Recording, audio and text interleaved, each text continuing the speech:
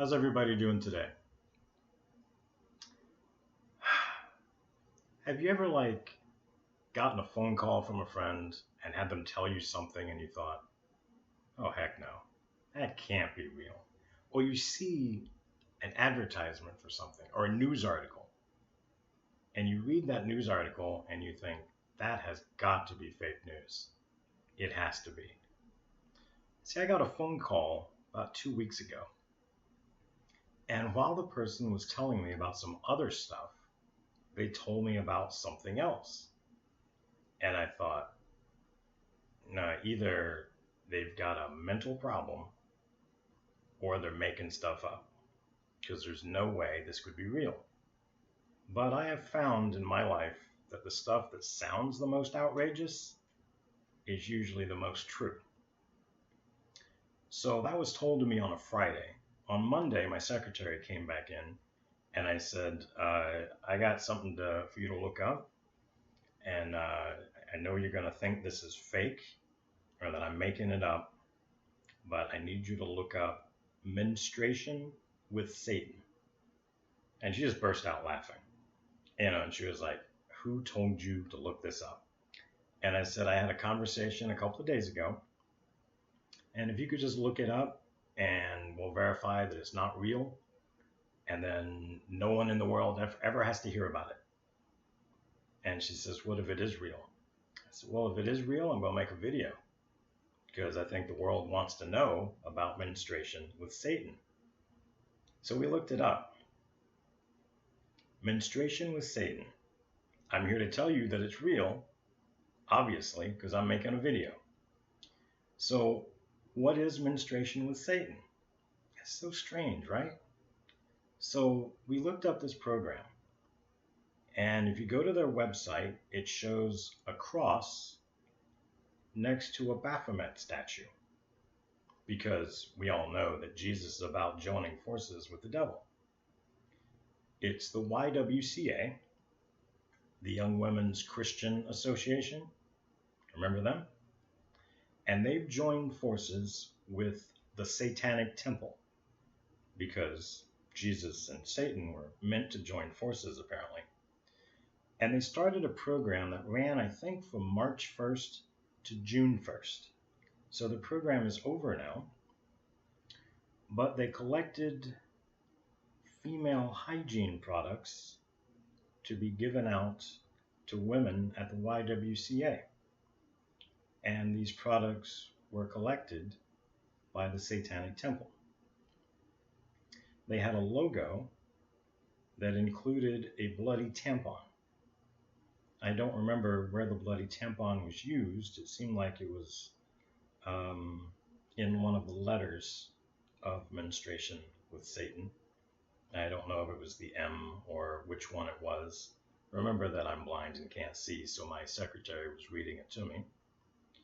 But in keeping in line with you can't make this crap up, the other thing I would like to name this video is WTF, because that's almost what I exclaimed. I mean, I don't use that language, but I would certainly use the initials.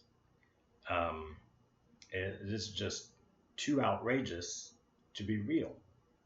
But if you're wondering, did I make this up? You can go look it up. This happened in Arizona. And like I said, I think it was June 1st or March 1st to June 1st. So a 3-month program. And it was the Satanic Temple joining forces with the YWCA.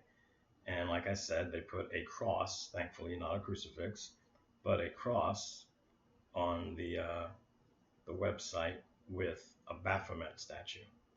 Now, the other thing that's weird to me is that clearly, doesn't it seem like this would be a big deal? This would be big news. I mean, the Satanic Temple, isn't that like whenever they hold a black mass somewhere, that's a big deal and that gets broadcast all around the world?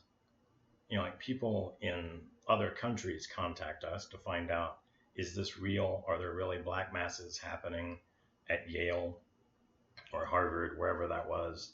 And isn't there, things happening at the Civic Center in Oklahoma somewhere. I mean, that seems like that's a big deal.